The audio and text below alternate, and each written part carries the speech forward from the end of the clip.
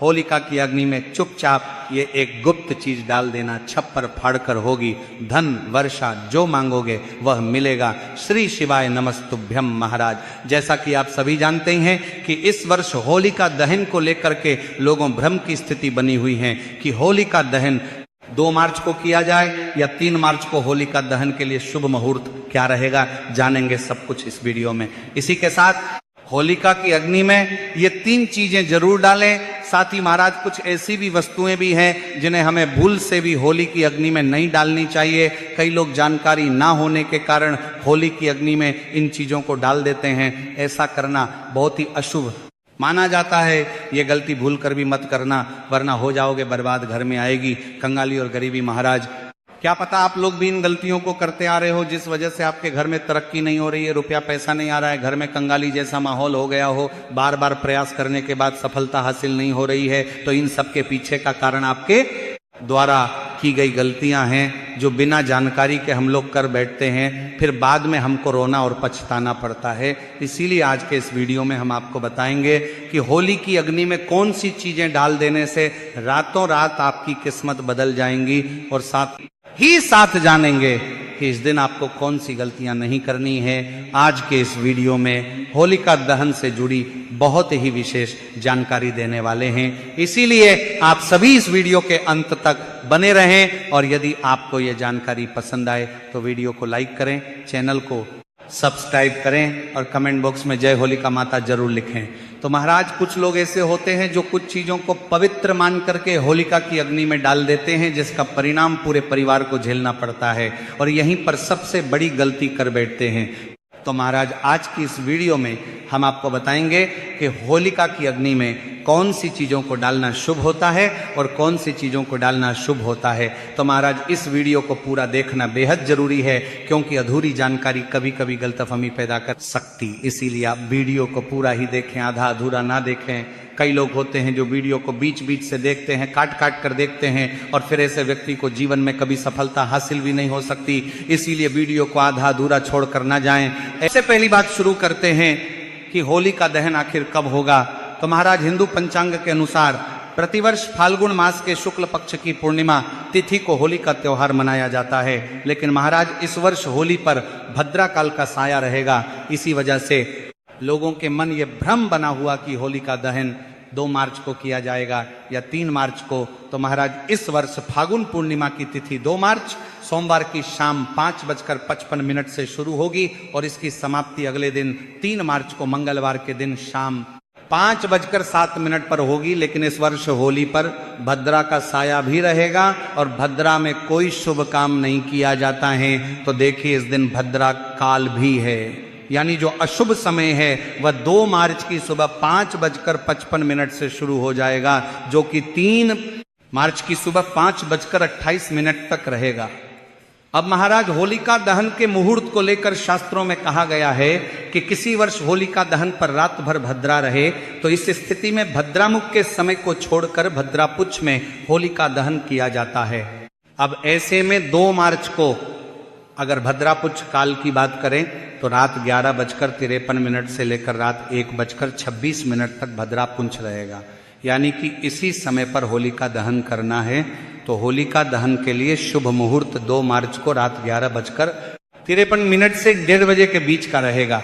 इसी के साथ महाराज अगर 3 मार्च को अगर आप होलिका दहन कर रहे हैं तो आपको सुबह करीब 5 बजे से 6 बजे के बीच में होलिका दहन कर लेना चाहिए, जब सूर्योदय ना हुआ हो और ग्रहण का सूतक काल ना लगा हो। तो 2 मार्च और 3 मार्च इन दोनों दिनों में ये होलिका दहन के ये 2 शुभ मुहूर्त हैं।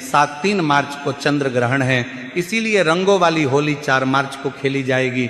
महाराज अगर आपके जीवन में धन से जुड़ी समस्या है तो आप होली की अग्नि में ये 3 चीजें जरूर डालें।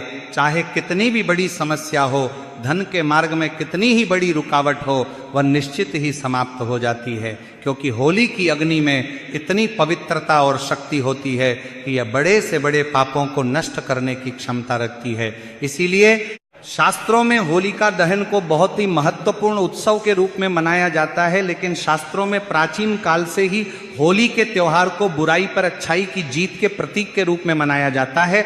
होली का पर्व खुशियों और रंगों से जुड़ा होता है।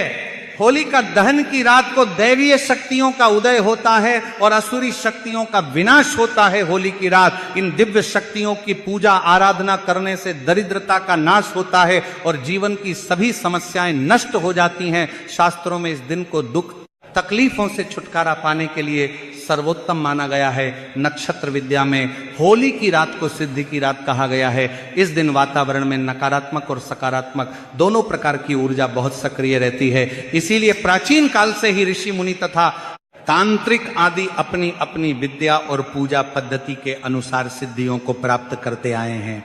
होली की राख जो साधना की जाती है वह बहुत ही प्रभावशाली और फलदायी मानी जाती है। इस दिन उपाय करने से वह निश्चित ही सफल होते हैं, इसमें कोई शंका नहीं है। इसीलिए आज आपको कुछ महत्वपूर्ण उपायों के बारे में बताने जा रहे हैं जो आपको आपके जीवन से परेशानियों को खत्म करने में काम आएंगे।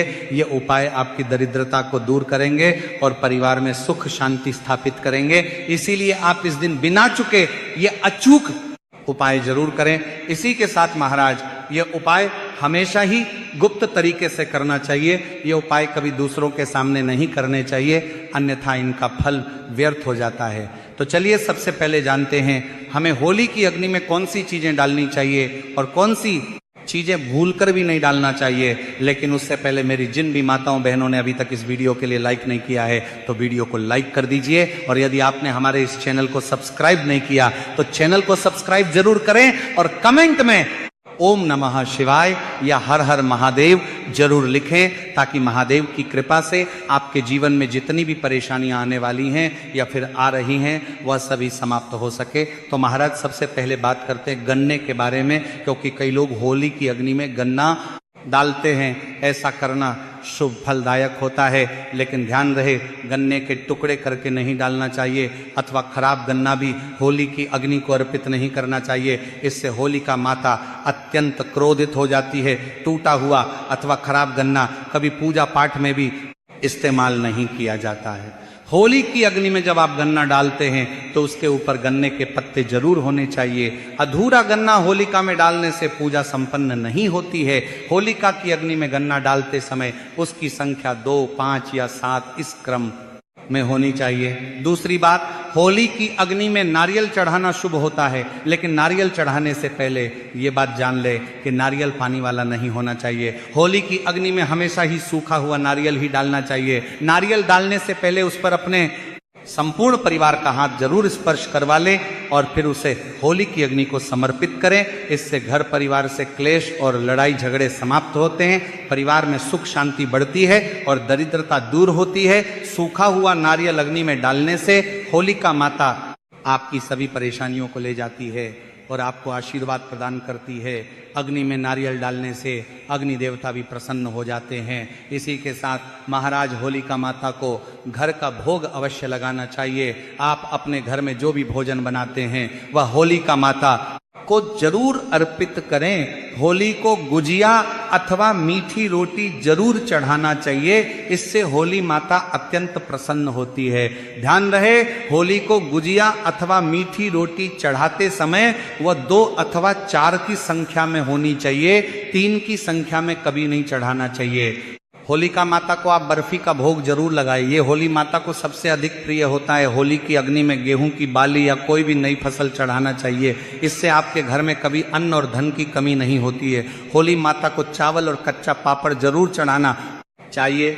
अगर आपके घर में धन की समस्या है तो आप एक उपाय जरूर करें। होलिका दहन के दिन होली जलाने से पहले थोड़ा सा सिंदूर होली में डालकर ओम श्री नमः इस मंत्र का उच्चारण करें। यह मंत्र महालक्ष्मी मंत्र है, इससे आपके जीवन से धन की कमी दूर होती है।